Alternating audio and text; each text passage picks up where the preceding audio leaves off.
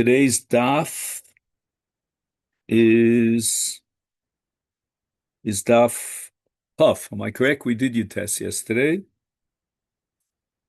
Sometimes my Gemara is not open to the right page, but so I think we're up to Amar Rav Yanai. Do you want to just double check me for that? Amar Rav Yanai, which would be 3 lines down from the top of daf Chav. Does that does that make sense? Yeah? Okay. So the last thing that we discussed within the framework of this comparison between or contrast between Malik on the one hand and Shchita on the other hand was the possibility of taking the two simonim out of the oref in the case of Malika and doing the Malika in that way. That's called machzir. And the Gemara comes to the conclusion that that's an option, but it's not absolutely required.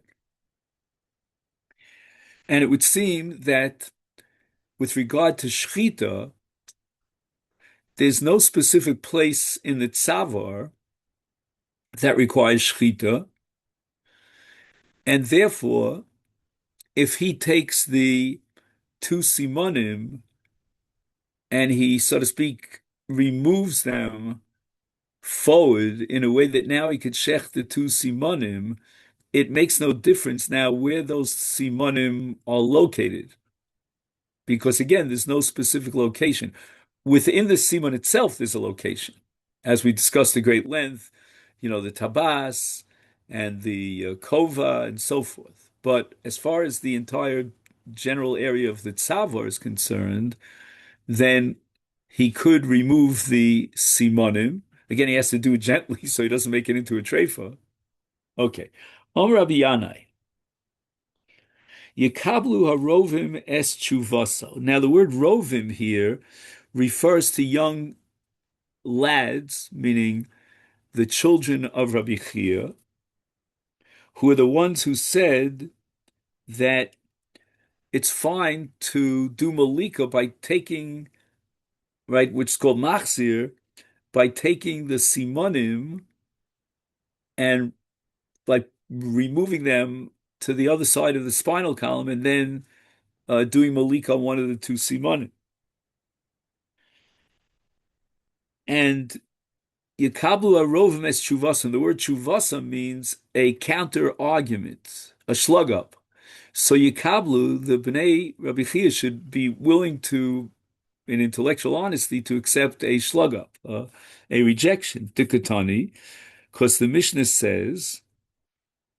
So basically, what Rabbi Yanai is doing is he's asking a kasha and posing a challenge on Bnei Rabbi Chia, based on a Mishnah that says Nimtza kosher b'shchita pasul b'malika, our Mishnah, and kosher b'malika pasul b'shchita.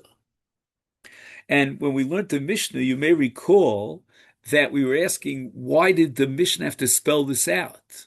It's just a repetition of what was written at the beginning of the Mishnah. And therefore, Rabbi Yanai says, Lem'ute mai, what is the Mishnah trying to exclude by saying, yes, that with regard to Malika, it's kosher, and with regard to its shchita, it's pasul.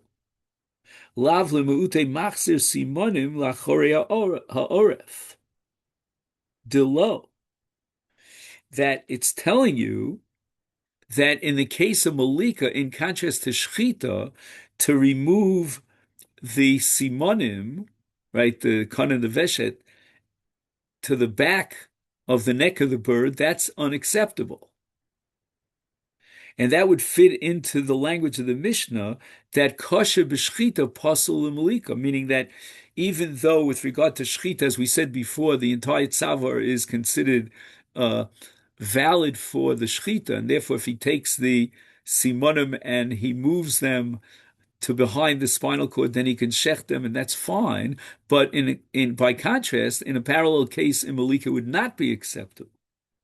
So the Gemara now is going to defend the Bnei Rabbi Chia by telling Rabbi Yanai that there are many different possible interpretations of the Mishnah, and what the Mishnah is coming to teach us. It doesn't have to mean that the Mishnah is teaching us that lahachzir in Malika is invalid, but rather, Amrabba Bar Bachana, lo, period, lemeute shein vitziporen.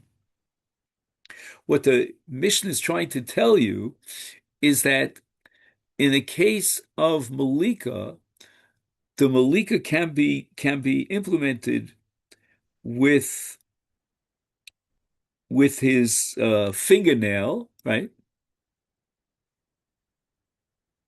But in Shechita, he cannot use his fingernail. Why? Because the fingernail, even though it's very sharp, let's say, nevertheless, it is attached to the body. And if it's attached to the body, then it's mechubar and it cannot be used.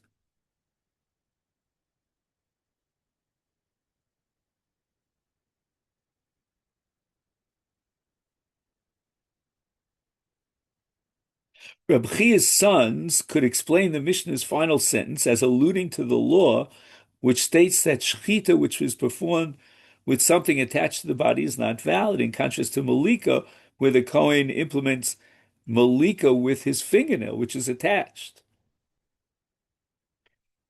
Now the Gemara gives a slug up of that explanation to defend Reb Chia in order to offer Reb Yirmiyah's alternative explanation to defend Reb Chia, B'nai Reb Chia, Shein v'tzipar behedja katanile. Right? The Mishnah on Daf Tesvav has already established that Shein v'tzipar are excluded from Shechita. Why would the Mishnah have to repeat that? Ella Amar Rabbi Yirmiyah, L'me'ute molech umevi. Now, this is going to be a major issue. In Malika, what's the status of molech umevi? Meaning, when the Kohen takes his the fingernail of his thumb and he basically he penetrates into the simonim, does he have to do it in both directions, forward and backwards? And it could be that that's not acceptable in Malika. Whereas in Shechita, Adarabba, that's the way we do Shechita. So maybe that's what the Mishnah is establishing as a contrast between Malika and Shechita, but not Hachzara. So the Gemara says, "Hanichla man diyomer molech umev malika posel man diyomer kosher Michael Meimar." Reb Yirmiyah's explanation and his justification to defend Bnei Reb Chia only works out according to one shita, and that is that molech umevi is absolutely invalid in the case of malika. But there's another shita, and apparently the Gemara really supports that shita, that molech umevi with a kal v'chomer, if molech umevi is valid and acceptable in Shechita, then how much more so in Malika? So the Gemara answers that we have no choice in the context of Rabbi Yirmiyah's defense of the Bnei Reb Chia, but to assume that Bnei Reb Chia savri leikim an diyomar molech umevi b'malika posel. Okay. Now, with regard to molech umevi b'malika, Omer of Kahana, mitzvahs malika kotzetz v'yored Vizuhi mitzvasa. The piercing of the simon is going to be straight down. That's called kotzetz v'yored. Right? Kotzetz means to cut, and yored means to go down. And by doing so, with his fingernail, he severs one of the two simonim, either the kana or the veshet. And that's the mitzvah. So what's the big deal here about Rav Kahana? Sofa Rabbi Avin Lemeimar. Rabbi Avin wanted to interpret the Chiddush of Rav Kahana as telling me that Kotzitz V'Yori is in, but Molech Umevi lo. That it's got to be Kotzitz V'Yored, which is in one direction. Let's say, if you go on a vertical direction, it's going downwards, as opposed to Molech Umevi, which goes horizontal instead of vertical. Amalei Rabbi Yirmiyah, no. Rabbi Yirmiyah is saying that your logic, Rabbi Yochanan, is counterintuitive because if Molech Umevi operates and is valid in Shechita, then how much more so should it be valid in Malika? Kolshkein de Molech Umevi b'Malika kosher. The Chiddush of Malika is that you don't need Molech Umevi, but your Kotzetz V'Yored is sufficient. But certainly Molech Umevi would be acceptable in Malika. Umay Zui mitzvasa, ema af zui mitzvasa. What Rabbi, what Rav Kahana was saying, this is what Rabbi Yirmiyah tells Rav Avin, is that Kotetz v'yored, even though he's not going to be Molech umefi, that's considered a mitzvah. But he didn't mean to say zui mitzvah, so this is the only way, the exclusive way of fulfilling the mitzvah of Malika. Now, I had just one technical question here on this Gemara. I didn't understand why the Gemara, and it really goes back to Rav Kahana, but it's repeated here, Zui mitzvasa. What's the emphasis here on the mitzvah? The mitzvah is like the Chovas Gavra. We're not really dealing here with the Chovas Gavra as much as we're dealing with what qualifies as Malika, so that the bird can be offered on the Mizbeach. Anyway, Omer Rabbi Yirmiyah Omer Shmuel, Kol HaKosher B'Shchita, Kenegdo Ba'oref Kosher B'Malika. So that what Shmuel is saying here is that just like in Shechita, we said that the Shechita could be done anywhere on the Tzavar, so too in Malika, the Malika could be done anywhere on the nape, what we call in English, meaning the Oref. So the Gemara now is being medayik, is reading Shmuel's words very meticulously. Ha-posel b'shchita, the implication of Shmuel is that if you had something that was invalid in shchita, is posel b'malika. Meaning, Shmuel only said one half of the equation, and he formulated the idea that if it's kosher l'shchita, then it's kenegdo, it's kosher malika. But the implication would be that if it was invalid in Shechita, then certainly it should be invalid in Malika. Because, in a sense, Shechita sets the standards for Malika. Malika is always like down inferior to Shechita. Lim'ute mai, what is Shmuel coming to Pasel to invalidate in Malika? Shall we say, ikur simonim? Now, this is going to be another big controversy with regard to Malika. One of the psulei shchita is ikur, right? Ikur means when he, instead of slicing with a knife, slicing through the two simonim, he rips them out. That's called akira.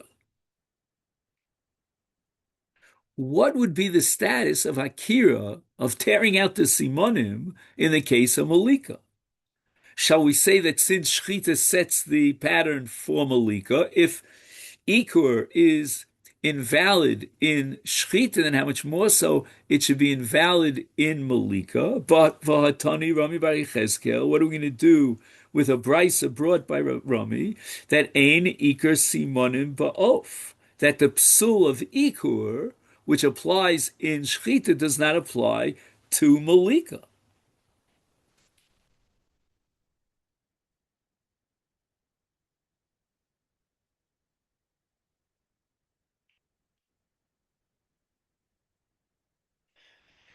Now, Rashi, in this sugya of of Tani Rami bar Chama, Rami bar Yechezkel, has a slightly different twist. Not the way I understood it, and I think others understood it, but rather Rashi's learning that we're talking about not necessarily the psul of ikur, which you rip out the simonim, which is obviously unacceptable in Shechita, but rather we're talking about simonim that were dislocated.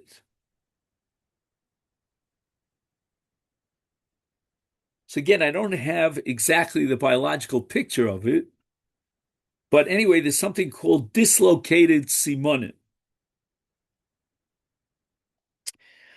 And Rashi insists that dislocated simonim, again, we're always assuming in brackets that we're not talking about a treifa, obviously. The animal will survive, even though its pipes are dislocated, is kosher in shechita, and then certainly it's kosher in malika. So what does it mean when we try to derive from Shmuel by implication that ikur in Oaf in Malikas Oaf is unacceptable?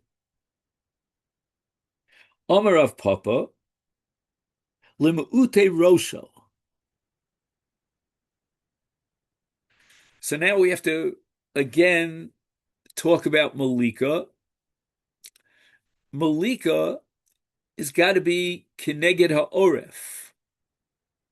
So if you have the head of the bird, we're talking about the bottom of the head, which is the neck. And that's where he's going to do Malika.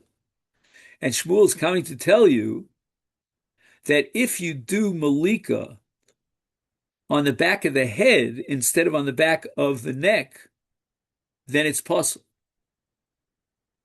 So the Gemara says, I don't get it. Do I need Shmuel to derive that conclusion? I mean, the Pasuk says, Mimul Arpo. This is a pasuk that we've been dealing with over and over again with regard to Malika. Rosho pshita mimul orpa amrachman v'lo barosho. So now the Gemara is going to have to refine Shmuel's chidush in the light of Rav Papa. It can't be referring to the back of the head. That's excluded in Malika because the Torah says mimul orpa. But rather my Rosho, shipui Rosho, okay. So we have to know, again, if you remember when we discussed the concept of shipui hakova, when we were looking at the biology of the trachea of the kana, we said that there's something called shipui hakova, which means it slants downwards. Right, so you have the tabas here and the shipui hakova here, and Kigon de nokat mishipui rosho. So now, again, the limit of what we spoke about shchita, that's tzavar. The limit of malika is mul arpo, the oref. But what happens in the case of the rush, which clearly is outside of the bounds of arpo for malika, but there's a shipui.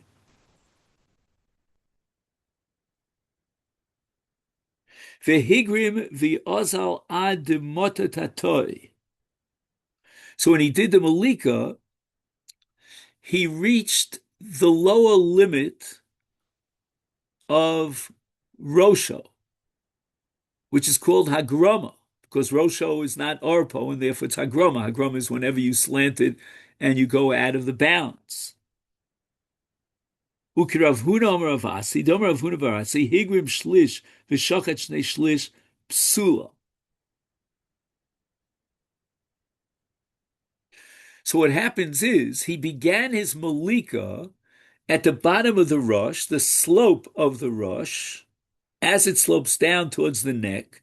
But then he finished the malika and he did the last 2/3 of the malika in its proper place, keneged arpo. Psula.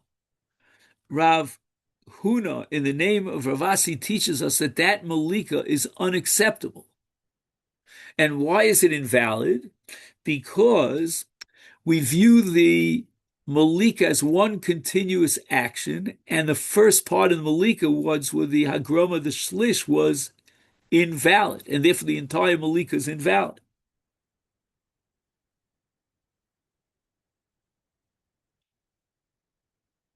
Now, what we have to assume, if this is all fitting into Shmuel, is that in the parallel case in Shechita, that would be an invalid Shechita. So he starts the Hagroma with the first shlish of the shechita.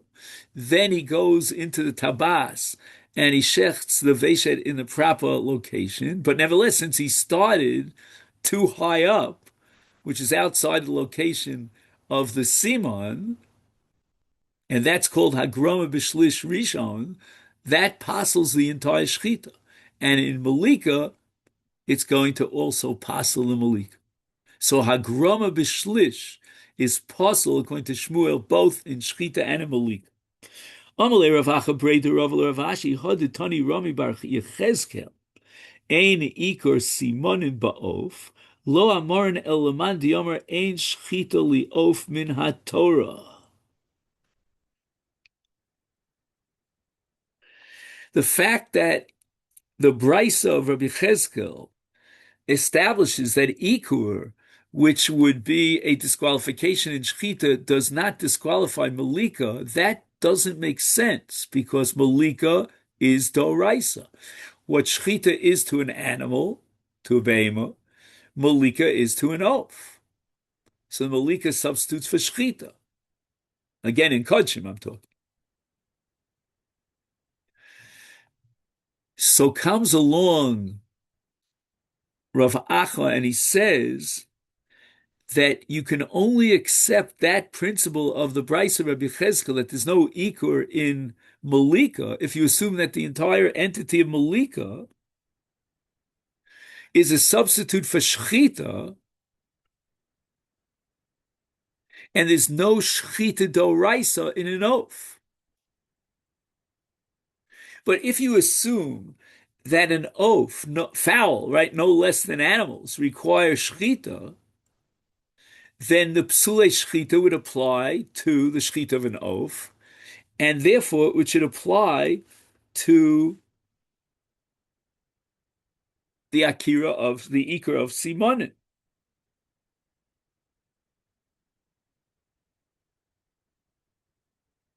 He says the following, again, going back to the Rashi, that Ikur here in this context means dislocated Simonim. Rav Acha argues that this brisa of Rami Bar Yechezkel is machshir, a bird whose simonim are dislocated, which is called ikur. It's based on the fact that shechita for a bird is only dirabana.